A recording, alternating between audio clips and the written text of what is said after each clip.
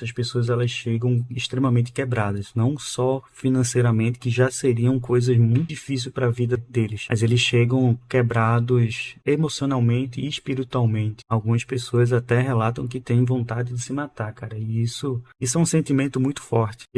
A única coisa que a pessoa tem mais precioso nessa vida é a própria vida. Certo que a gente cultiva aí durante o nosso percurso boas amizades, faz família, tem animais de estimações, constrói riquezas, e isso tudo para mim é muito importante, certamente, mas o bem mais precioso que você pode ter é a sua vida. Então, quando alguém chega para mim e pensa, cara, eu não tô mais aguentando e por favor me ajuda, é um peso para mim, sabe? Às vezes eu fico pensando, eu tô preparado para poder, não é nem passar conhecimento, porque isso, a pessoa que tem que estar preparada para ouvir, não eu preparado para passar, mas eu estou preparado para absorver isso, porque como eu tenho a lei da atração ao meu favor, ela também age da forma contrária com essas falas negativas dessas pessoas e tentar ajudar ela e não ficar levando isso para mim. A frase que você colocou aqui, ela é muito pesada, mas ainda assim você está pensando muito no passado. Você está tentando bater no mercado, tenta mudar a realidade, e a gente vai falar muito sobre isso daí. A gente às vezes passa por situações que não é boa, sabe? Não ajuda ninguém. A gente não consegue entender o porquê isso está acontecendo, e por mais que eu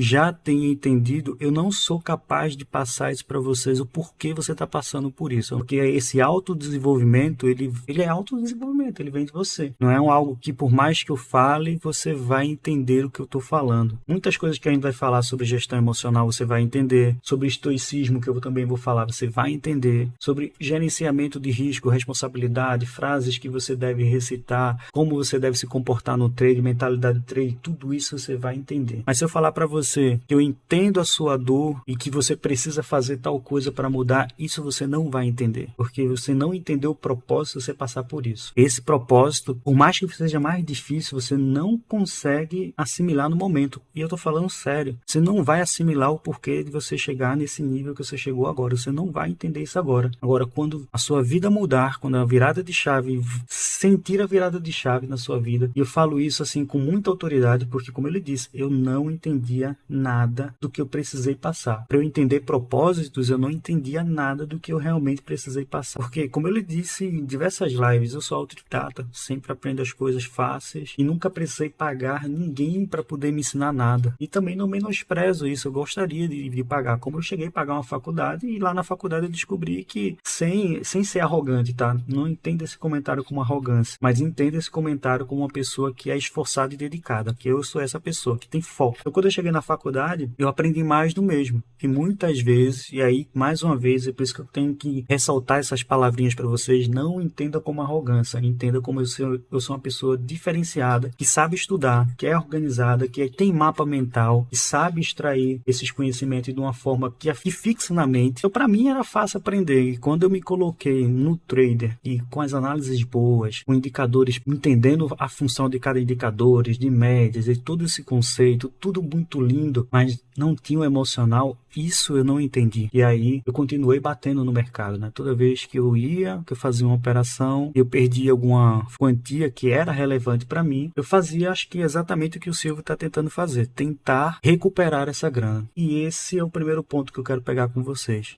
Você tem que entender o seu emocional. Não é fácil entender isso, mas você tem que entender que a partir do momento que você perdeu aquela grana, você está sentindo falta dela, está doendo em você, é porque era uma grana que você não podia operar. E o mestre me falou muito isso. Ele disse que o primeiro erro de todo trade é operar com capital que ele não pode operar. Uma frase que ele sempre falou, e eu guardo ela com muito carinho, é: quando você for entrar num trade, seja ele spot ou alavancado, seja um índice, pode ser qualquer coisa, considere que aquele dinheiro que você está entrando no mercado, você já perdeu. Porque se você considerar dessa forma, aquela grana não é mais sua, aquele capital que você investiu nessa operação já está perdido, é a partir daí que você vai dizer: eu posso então operar com esse capital mesmo? Ou esse capital ele vai fazer falta? Precisa desse dinheiro? Você não vai fazer bons trades, porque você não está disposto a perder esse dinheiro, não está disposto a aceitar um stop. E isso foi uma mudança que, para mim, eu encarava, e eu acredito que 90% de quem está aqui na live, não as pessoas